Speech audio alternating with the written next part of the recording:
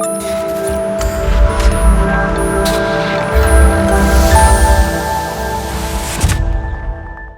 dia, meus irmãos.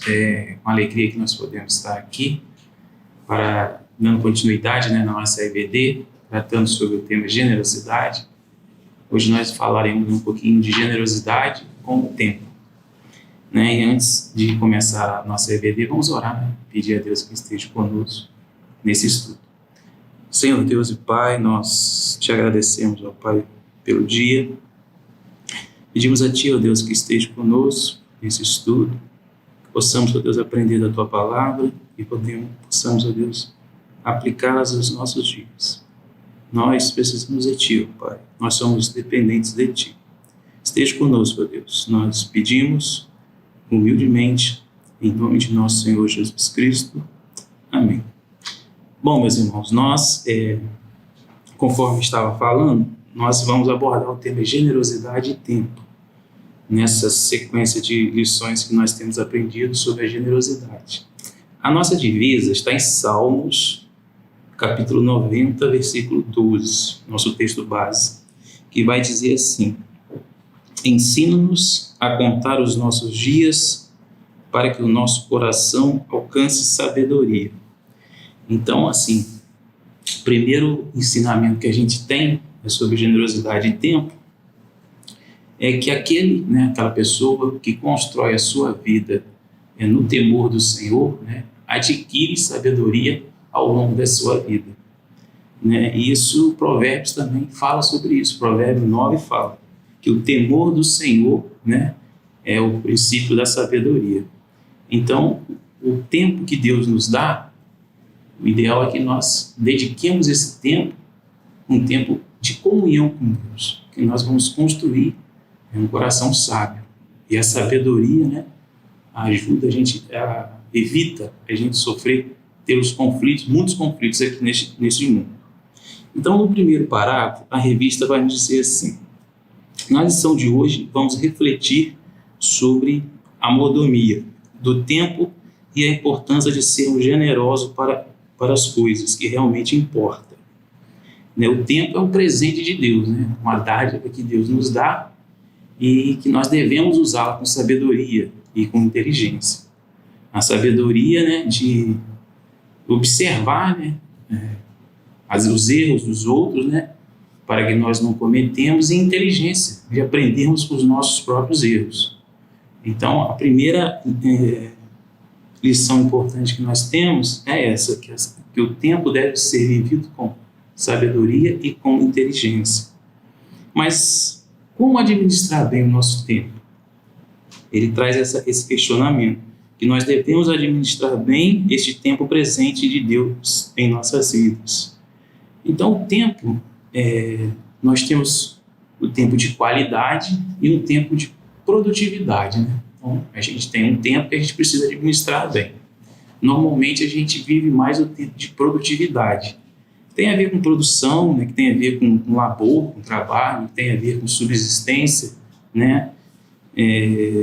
sobrevivência. E devemos ter também um tempo de qualidade, que tem a ver com lazer, com família.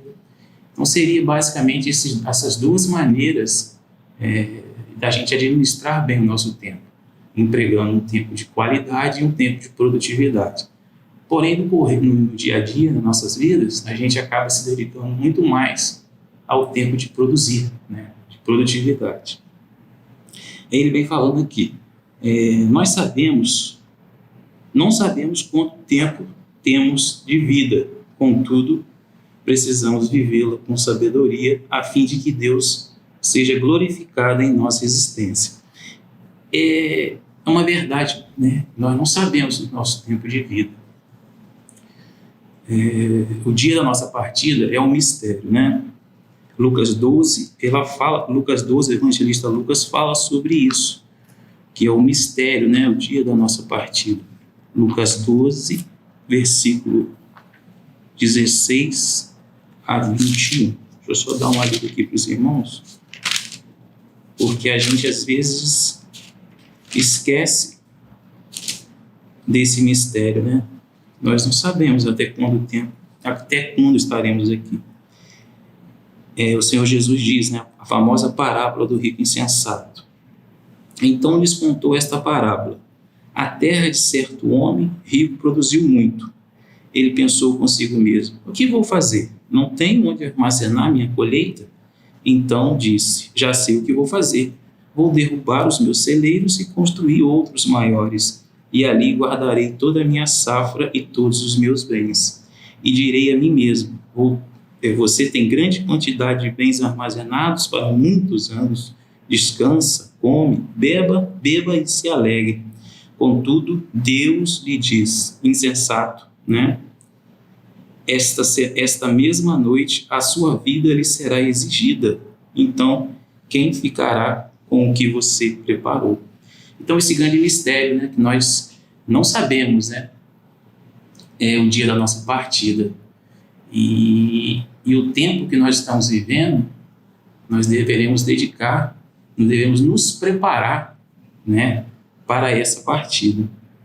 O salmista, ele vem falando aqui, o salmista pediu: ensina-nos a contar os nossos dias para que o nosso coração alcance sabedoria, né? É interessante que nós, os cristãos, né, dentro de uma percepção de vida cristã, nós basicamente dividimos o tempo, né, para Deus, né, para a família, para o trabalho. E o salmista vem falando para a gente remir bem o tempo, ou seja, aproveitar bem as oportunidades, né?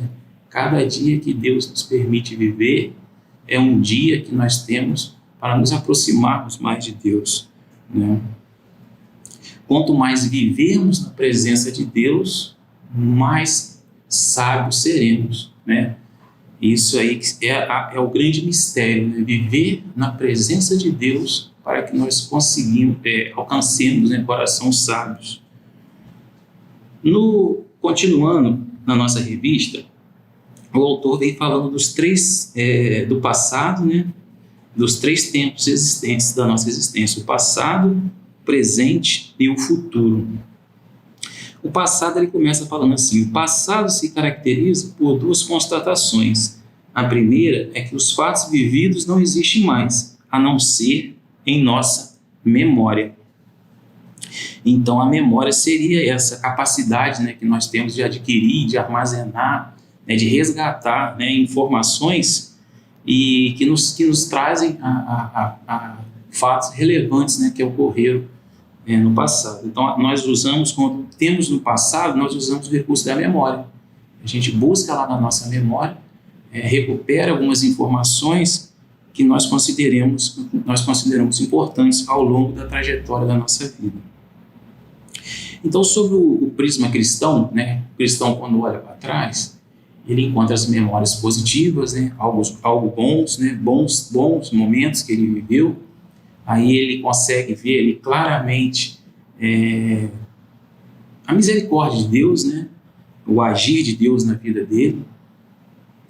Ele, por exemplo, quando ele lembra do seu primeiro emprego, né, eu até trouxe alguns exemplos, do seu casamento, do nascimento de um filho, gratidão a Deus. Então, o cristão, quando recorre à sua memória, e ele vê basicamente 3 situações. A primeira é bons momentos, que ele agradece a Deus, porque ele sabe que foi Deus que o abençoou, né?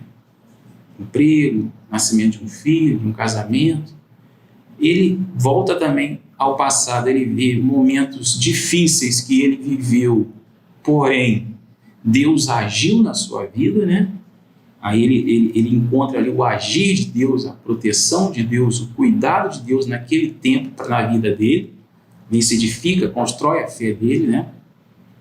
Aí eu trouxe aqui exemplo de uma enfermidade, né, que ele teve e que Deus abençoou, ele se recuperou, né? Um livramento de morte, um acidente. Então, fatos negativos que ocorreram e que Deus agiu, né, a seu favor. E outras situações negativas que não saíram de acordo com aquilo que o cristão, que a gente queria. Eu trouxe exemplo, por exemplo, do luto, né? Pessoa que sofreu o luto, mas ele encontra também o consolo de Deus. Então, na perspectiva cristã, nós vamos ter momentos bons, que vai nos gerar gratidão a Deus. Nós vamos ter momentos difíceis, porém, com a atuação de Deus, nós vamos conseguir superar aquela dificuldade, e a gente ver o agir de Deus em nossa vida.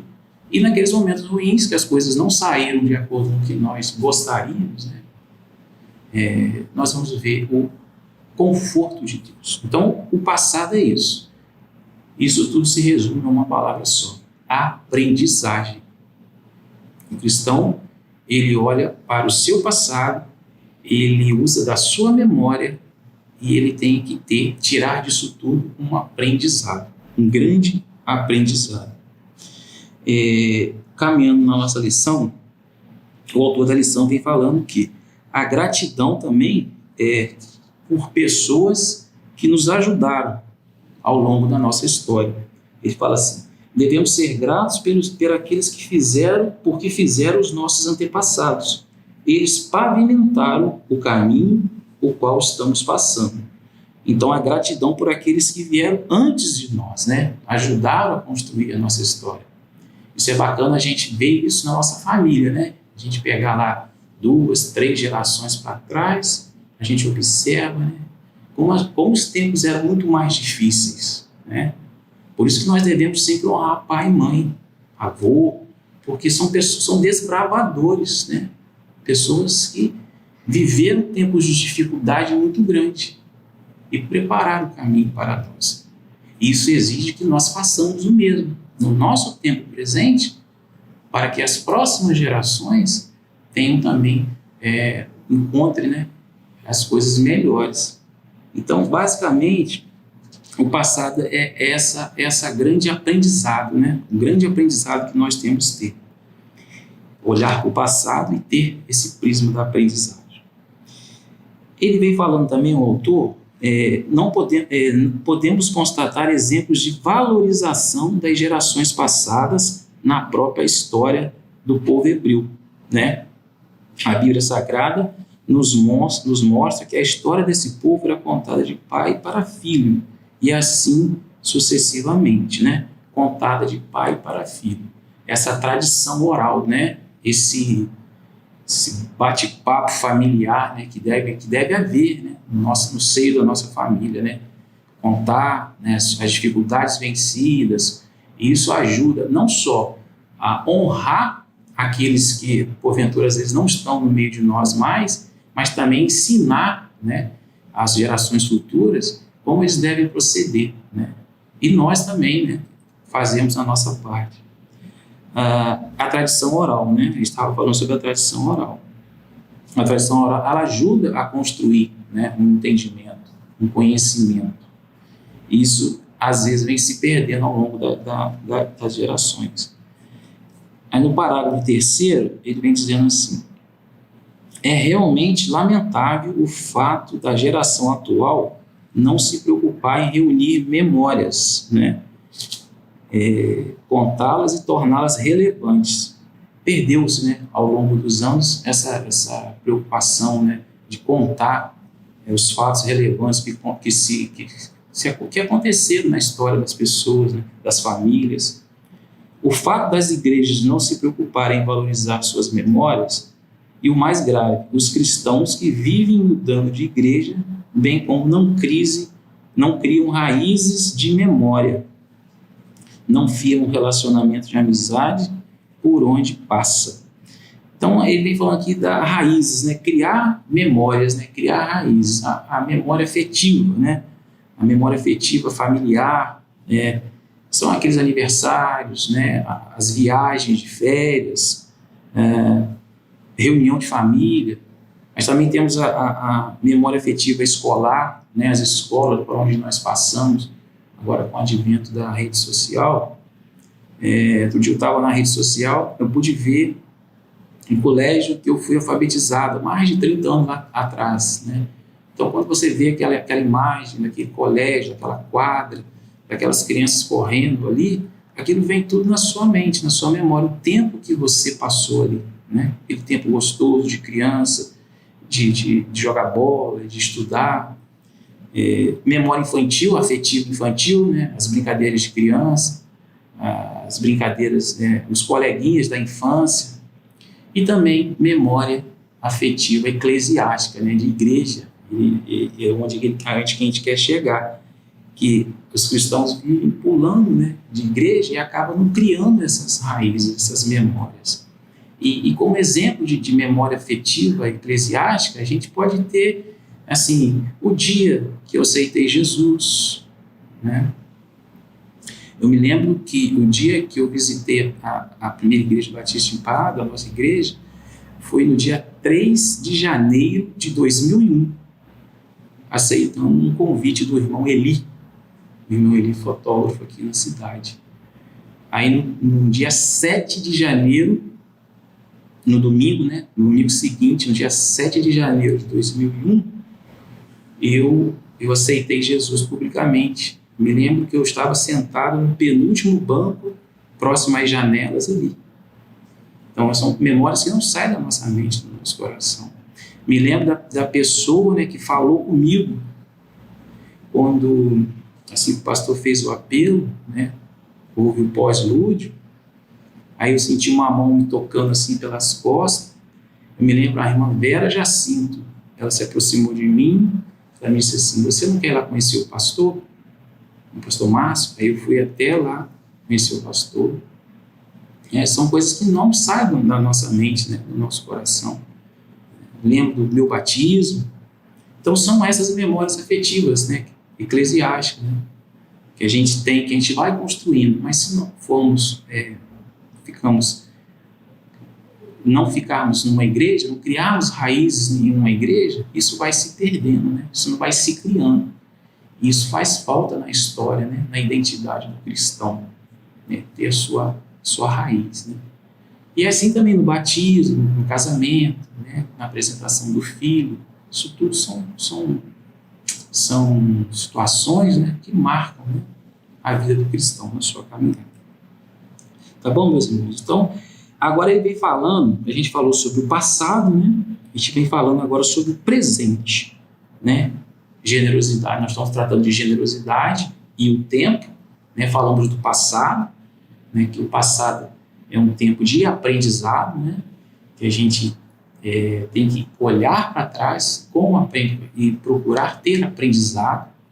Não viver no passado, isso é importante também dizer, porque excesso de passado, principalmente de momentos difíceis, de tristeza, de sofrimento, excesso de passado pode gerar até uma depressão, né? Uma tristeza profunda, a pessoa que está apegada demais ao passado.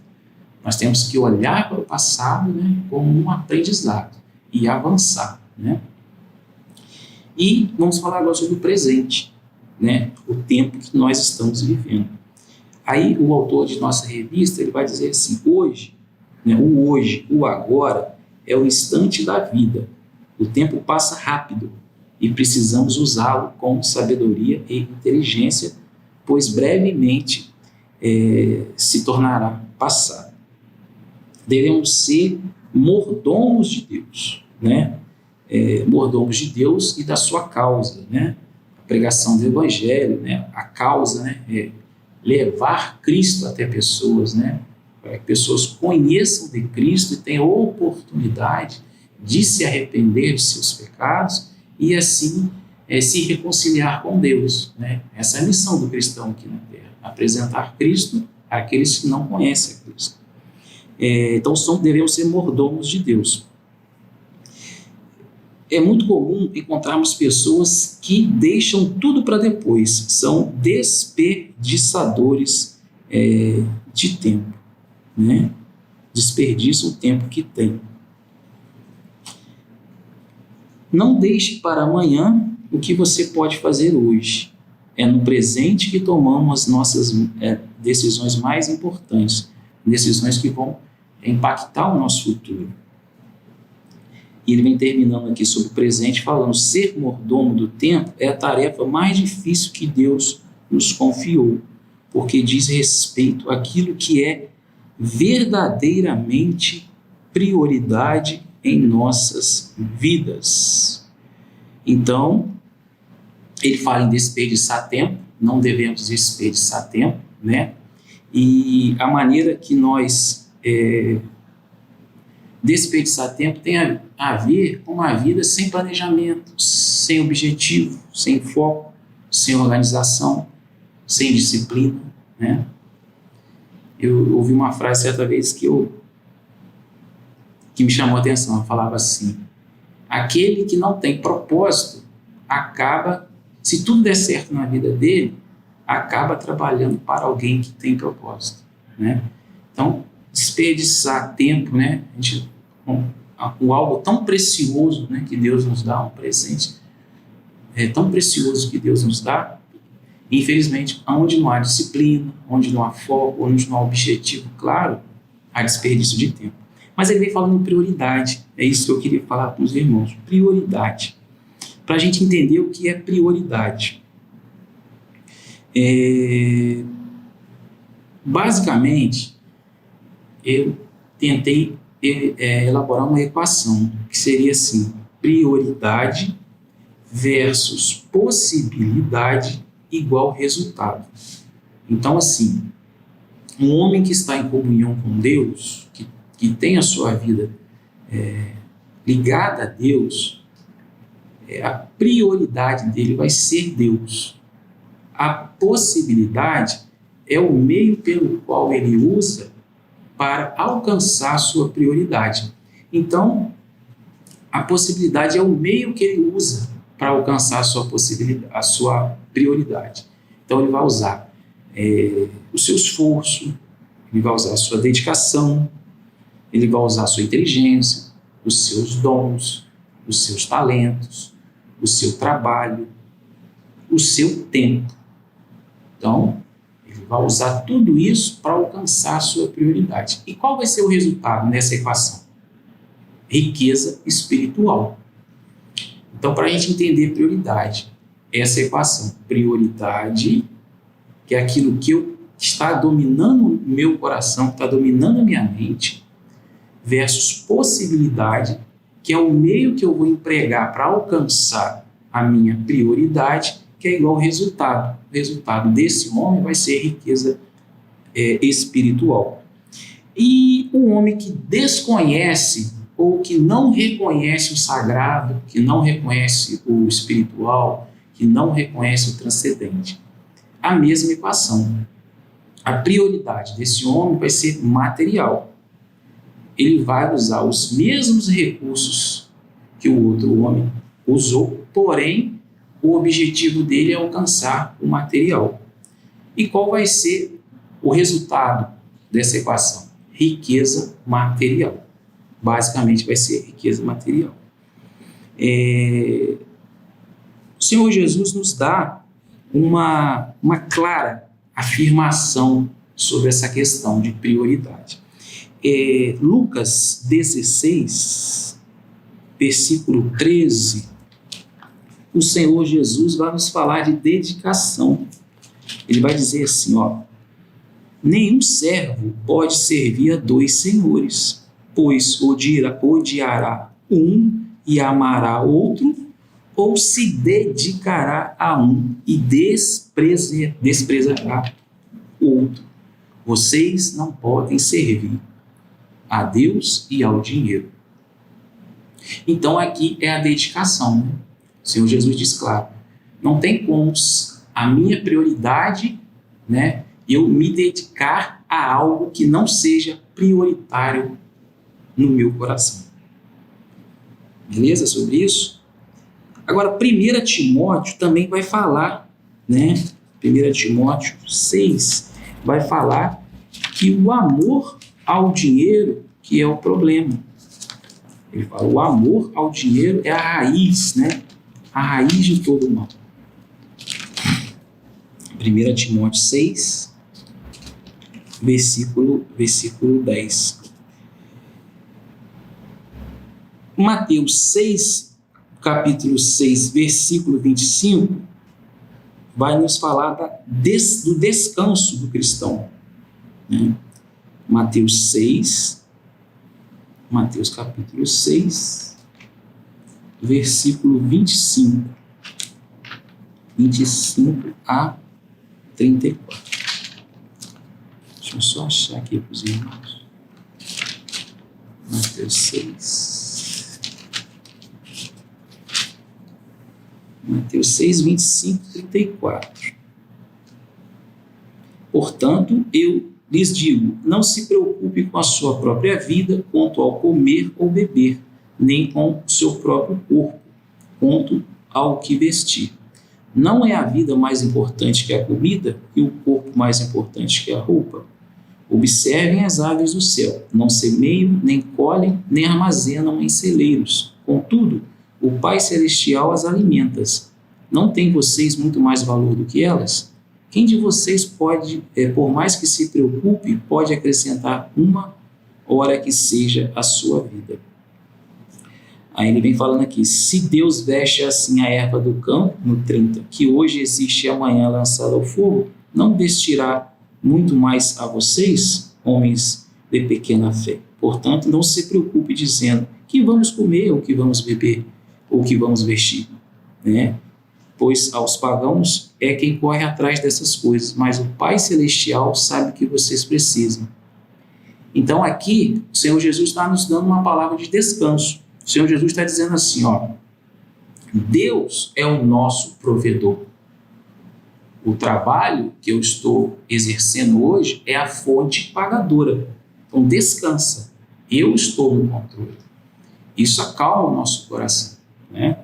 Que é legítimo, natural a gente ter as nossas preocupações, mas o Senhor Jesus, ele nos traz essa palavra de conforto, né? Deus é o nosso provedor.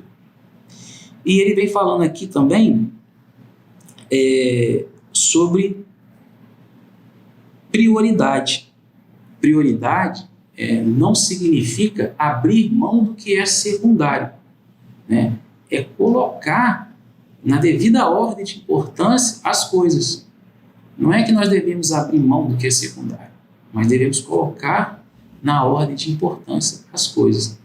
E quando ele fala do dinheiro, né, o dinheiro realmente compra muita coisa, mas tem coisas que o dinheiro não consegue comprar.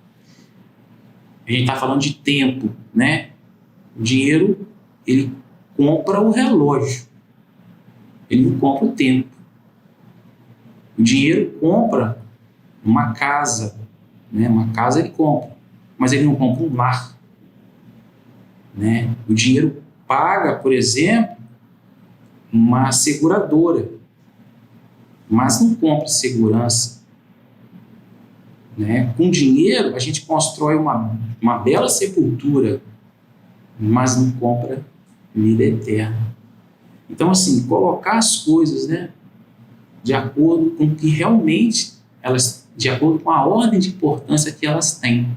Não é que não seja importante, mas existe algo muito mais importante, né?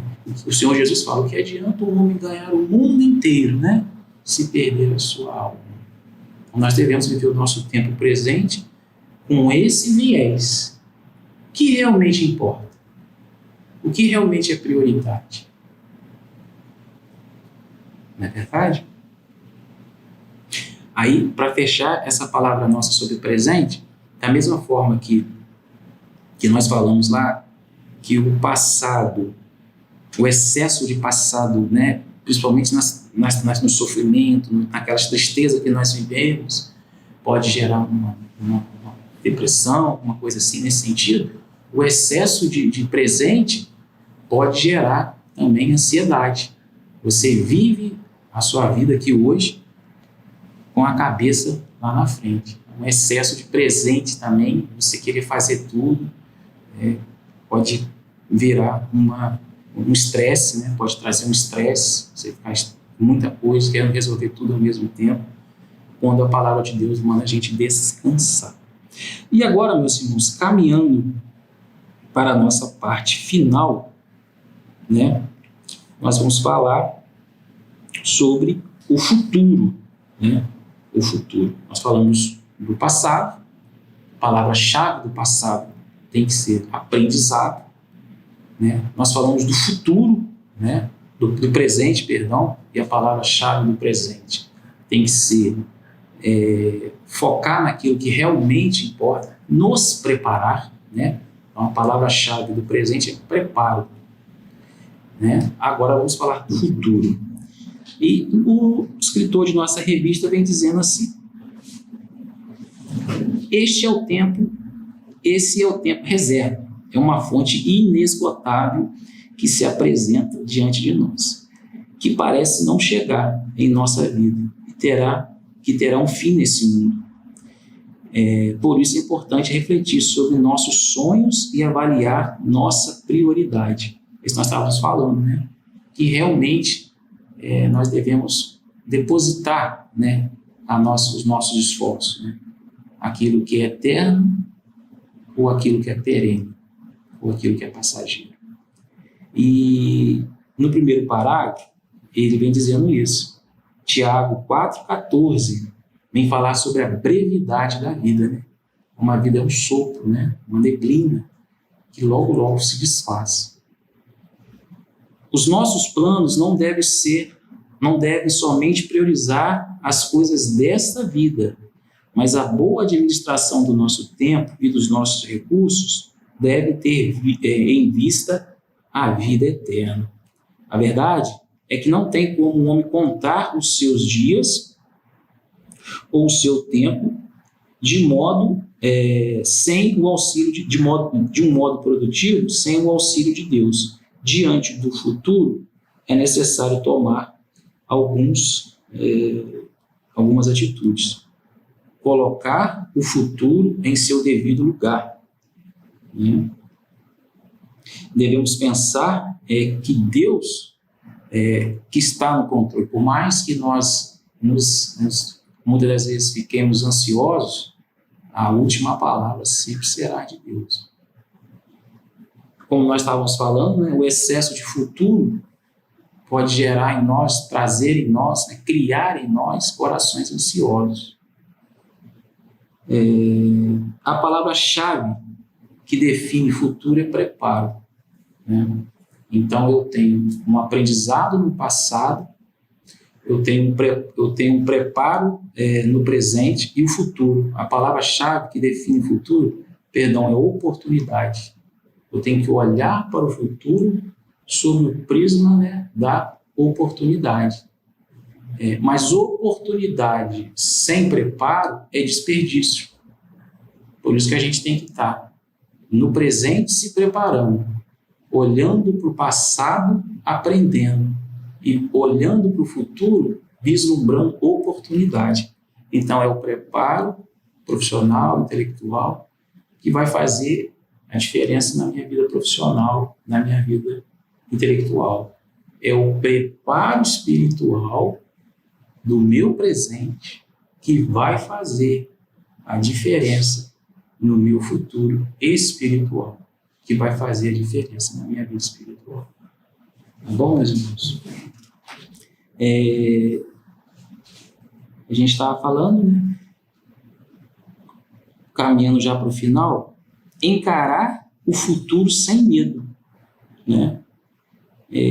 Um bom mordomo encara o futuro segundo a vontade de Deus. Quando eu li esta frase, eu me lembrei do apóstolo Paulo, né? Filipenses 1:21. Porque para mim, o viver é Cristo e o morrer é lucro.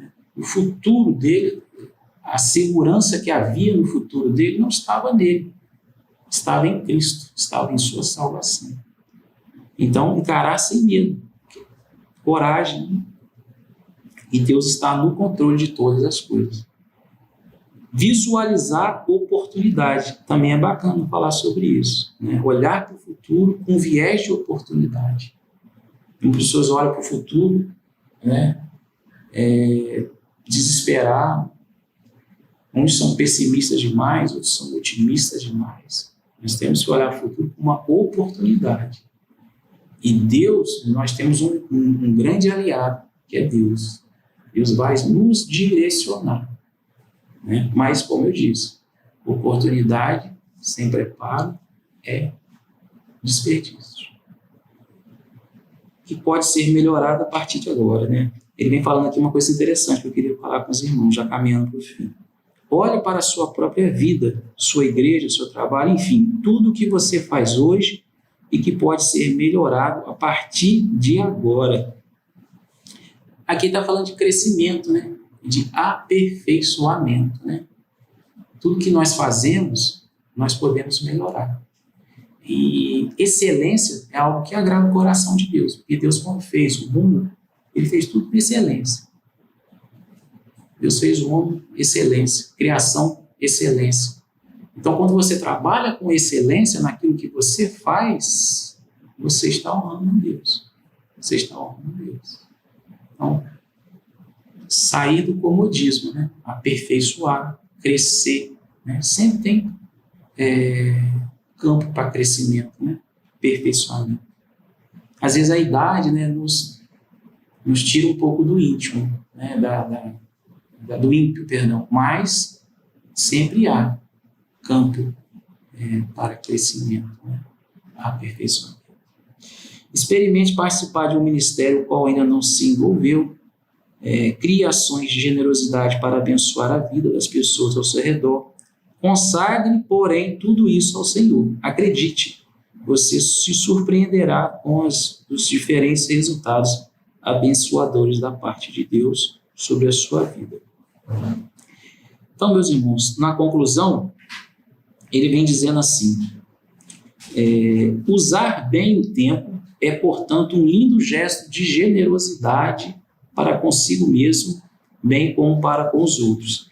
É necessário dizer, não importa o que você fez ou deixou de fazer no passado, você pode dar um novo rumo ao seu futuro por meio de novas atitudes. Peça a Deus que o ajude a gerenciar melhor o seu tempo e certamente o seu futuro será melhor. Isso aqui é uma correta gestão, né, do nosso tempo, né? Fazer uma gestão correta do nosso tempo. Ele traz aqui 4 perguntas reflexivas, né, que nós vamos ler para só deixarmos a título de reflexão. Olhe para o seu passado e siga os bons exemplos daqueles os quais investiram a vida de forma a agradar a Deus. Pessoas, né, que têm um bom testemunho, né? Como você está gastando o seu tempo agora? Está sendo produtivo e alcançando resultados? Pessoas estão sendo abençoadas por intermédio do uso do seu tempo? Já pensou como o seu futuro pode ser melhor do que o seu hoje? Então, aqui são 4, né, perguntas reflexivas que o autor da nossa lição nos deixa. Mas o importante é deixar, né, que o passado é tempo de aprendizado, né? O presente é tempo de preparo e o futuro é viés de oportunidade, né? E oportunidade, né, sem preparo, você não vai conseguir aproveitar. Bom, meus irmãos, então essa foi a nosso estudo, né, da generosidade do tempo, a importância de nós dedicarmos o nosso tempo nas coisas que realmente são relevantes, né? Naquilo que vai fazer a diferença em nossa vida eterna. Que gostaria de orar, né, agradecendo a Deus por esse estudo e que Deus nos abençoe, né, ao longo desse dia que se inicia. Amado Deus e soberano Pai, muito obrigado, Deus, porque nós estamos aqui aprendendo da Tua palavra. Nós pedimos a Ti, ó Deus, humildemente, que o Teu Espírito Santo, Deus, que é perfeito, santo, que Ele possa estar falando nos nossos corações, nos dando entendimento, e que nós possamos, ó Deus, colocar prioridades, ó Deus, corretas em nossa vida. Ajuda-nos, ó Deus, a dedicarmos o nosso tempo, a nossa inteligência, tudo que nós temos, ó Deus, a coisas que realmente farão a diferença. Eu te peço, ó Deus, pelo dia que se inicia, que o Senhor esteja conosco, ó Deus. Ajuda-nos, ó Deus, a vivermos a cada dia, a contarmos os dias para que nós alcancemos corações sábios. Esta é a vontade, né, que a Tua palavra nos deixa, nos ensina. Contar os dias, remir bem o tempo, para que alcancemos corações sábios. Esteja conosco, ó Deus. Nós oramos em nome de nosso Senhor e Salvador Jesus Cristo, Pai. Amém.